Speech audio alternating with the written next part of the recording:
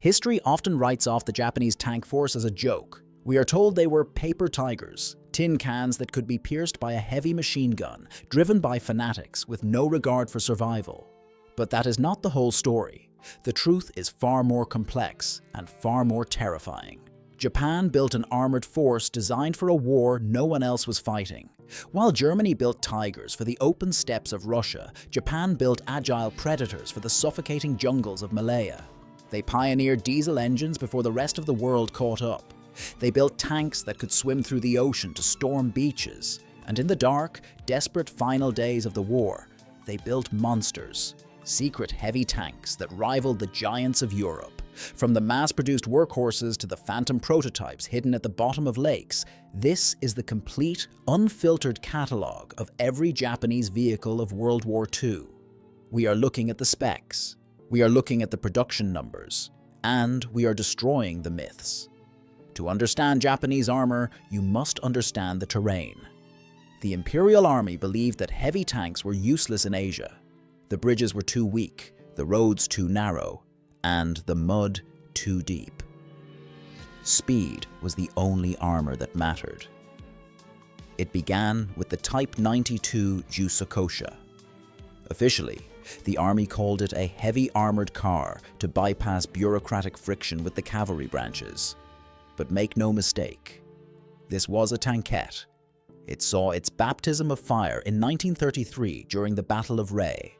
It was incredibly fast, capable of 40 kilometers per hour, but that speed came at a cost.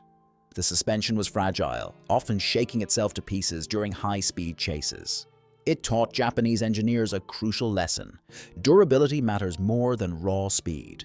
Production: 167 units. Then came the infamous Type 94, TK, the bean tank. Originally designed as a humble ammunition carrier, it was so small it could be towed behind a truck like a trailer. But in the invasion of China, commanders pressed it into infantry support. Against enemies with no anti-tank weapons, it was a terror. But by 1941, time had run out for the bean tank. In the Pacific, Allied troops found that a standard 50 caliber machine gun, or even a concentrated volley of rifle fire, could punch right through its 12mm armor plates. It became a moving coffin. Production: 823 units. Replacing it was the Type 97 TK. Visually, many people confuse this with the medium Chi-Ha, but the TK is a different beast. Engineers moved the engine to the rear to protect the crew and upgunned it with a 37mm cannon. This was the scout that led the bicycle blitzkrieg down the Malay Peninsula, shattering British lines before they realized the enemy had tanks at all. Production: approx 600 units. But the undisputed king of the light tanks was the Type 95 Hago. This is the vehicle you see in every movie, and for good reason. It was the most mass-produced Japanese tank of the war, powered by a 120 horsepower diesel engine. It was fast, reliable, and didn't catch fire as easily as its gasoline-fueled rivals. In 1942, it was a predator, weaving through jungles where American Stuart tanks bogged down. But by 1944, on islands like Palaliu, the Hago was helpless. American bazookas and Sherman tanks tore them apart. Crews resorted to welding spare track links and scrap metal to the hull in a desperate, futile attempt to survive. Production: 2,300 units. Japan tried to adapt. They built the Type 98 Ki-Ni, 104 produced, featuring welded armor which offered better protection than rivets, and the Type 2K-34 produced, with a better gun. But the American blockade strangled Japan's industry. These superior tanks never reached the front lines in numbers that mattered. If the light tanks were the scouts, the medium tanks were the brawlers. But they were born from a disaster. In 1939, Japan clashed with the Soviet Union at Nomonhan. The Japanese tanks, armed with low-velocity guns, watched their shells bounce harmlessly off Soviet armor. It was a massacre. That trauma shaped everything that followed. The grandfather was the Type 89 I-Go. Built in the late 20s, it looks like a relic from World War I because it effectively was one. It featured a distinct trench-crossing tail on the back. While it holds a place in history as the world's first mass-produced diesel tank, by Pearl Harbor, it was hopelessly obsolete. too slow to run, too weak to fight. Production, 404 units. The lesson of Nomonhan led to the Type 97 Chi-Ha. This was the backbone, the icon. It used the famous bell crank suspension, which gave it a smooth ride over rough ground. But its main weapon, a 57mm gun, was essentially a mortar. It was fantastic for blasting sandbag bunkers in China, but against an M4 Sherman, it was useless. Production, 1,162 units. Panic set in. Japan needed a tank killer. The result was the Type 97 Shinhoto, literally new turret. Engineers ripped the turret off the Chi-Ha and installed a high-velocity 47mm anti-tank gun. For the first time, Japanese crews had a weapon that could penetrate Allied armor from a distance. In the Philippines, these tanks ambushed American columns and fought with lethal efficiency. It was the best tank Japan fielded in large numbers. Production, 930 units. But technology moves fast in war. By 1944, the Shinhoto was outdated. Japan responded with the Type 1 Chi-Ha. This was a total modernization. Welded armor, a radio in every tank, replacing the signal flags used previously, and a 5-man crew. Statistically, it was superior to the American M3 Stuart, but it was too little, too late. Production, 170 units. Finally, the last line of defense. The Type 3 Chi-Nu. Desperate to stop the flood of Sherman tanks, engineers took a massive 75mm field gun and mated it to a modified Chi-Ha chassis. This was a glass cannon, powerful bite, fragile skin. 144 were built, but they were hoarded on the home islands for the invasion that never came. They never fired a shot in anger. While the Army struggled with steel shortages, the Navy demanded innovation. They needed tanks that could storm beaches without landing craft. The result was the Type 2 Kami. This wasn't just a prototype, it was a fully operational amphibious tank based on the Ha-Go. It used large, hollow pontoons attached to the front and rear. In the water, it looked like a boat. Once it hit the sand, the crew pulled a lever inside, jettisoning the pontoons instantly, converting the boat back into a tank. They fought hard in the Marianas. Production, 182 units. Then came the monster, the Type 3 Kachi. Based on the medium Chi-Ha chassis, this vehicle was fully submersible, using a tall snorkel tower to feed air to the engine while the hull was underwater. It was designed to be launched from submarines miles off the coast, emerging from the surf at night to terrify island garrisons. Production, 19 units.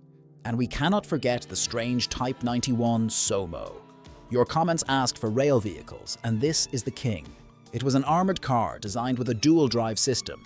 It had rubber tires for the road, but within minutes the crew could swap them for solid steel-flanged wheels, turning it into a rail patrol tank to guard the vital supply lines in Manchuria. Production, approx 1 min units. As Allied armor thickened, Japanese tanks couldn't keep up. The solution? Stop building tanks and start building guns on tracks. The Type 1 Honi series was Japan's answer to the German Marder. The Honi-I mounted a 75mm field gun in an open casemate. Powerful, yes, but the crew was exposed to shrapnel, rain, and snipers. The Honi-2 swapped this for a 101mm howitzer for indirect fire, but the Honi-3 was the definitive hunter. It finally gave the crew a fully enclosed armored casemate and a dedicated anti-tank gun. Total Honi series production, approx 170 units. Then, the bunker buster, the Type 4 Horo. Inspired by the German Grill, engineers mounted an obsolete 150mm naval howitzer onto a tank chassis. It fired a high-explosive shell so massive that it didn't need to penetrate armor. The sheer concussion of the blast was enough to rip the tracks off a Sherman or kill the crew inside from the shockwave alone. Now, we enter the realm of myths. the heavy tanks. For years, people believed Japan never built heavy armor. They were wrong. It started with the Type 95 Rogo in the 1930s, a multi-turreted landship weighing 26 tons. It was a rolling fortress with a 70mm main gun and a 37mm secondary gun. But like the Soviet T-35, it was a mechanical nightmare, too heavy, too slow, and too complex. Production, 4 units. But the dream didn't die. Late in the war, Japan tried to build a Panther, the Type 4 Cheeto. 30 tons, heavy welded armor, a long-barreled 75mm gun capable of killing anything the Americans had. 2 prototypes were completed. As the surrender was announced, loyal crews didn't want them captured. They drove them to Lake Hamana and drove them into the deep water. They are still down there, rusting in the dark. Production, 2 units. The Type 5 Chi-Ri, the ultimate evolution. It featured a semi-automatic loader, a revolutionary design for the time. 1 prototype was captured by American forces, but it was missing its main gun. And finally, the OI Super Heavy. 150 tons. 11 crew members. Multiple turrets. It was designed as a mobile pillbox to crush the Soviet Union. Did it exist? Reports suggest 1 single prototype was built and tested in Manchuria. It reportedly damaged the suspension during the turn trials and was scrapped to hide the technology. It remains the ultimate what-if of the Pacific War. We cannot finish this catalogue without addressing the machines that actually kept the army moving, and I need to address a controversy I see in the comments of other videos. You often see channels showing a truck and calling it the Toyota Type 1, but they show a picture of a post-war American M35. That is lazy history. The real Toyota Type 1 KB was a rugged 4x4 wartime design produced by Toyota from 1941. Along with the Isuzu Type 94 and the Nissan 80, these trucks were the veins of the empire. Without them, the tanks stopped moving. We also had the Kuragana Scout Car, Type 95.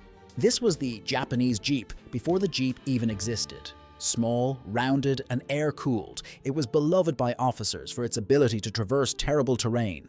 Production, 4,700 units. And finally, the SS Key Bo-Gata.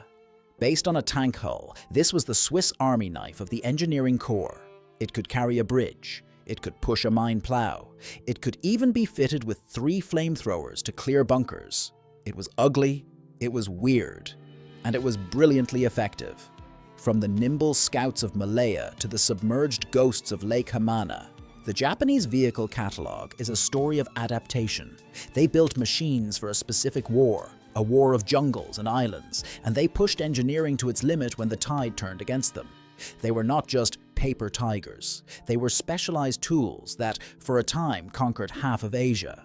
I want to thank the community for your incredible feedback on the last video. Your corrections on the production numbers helped build this script.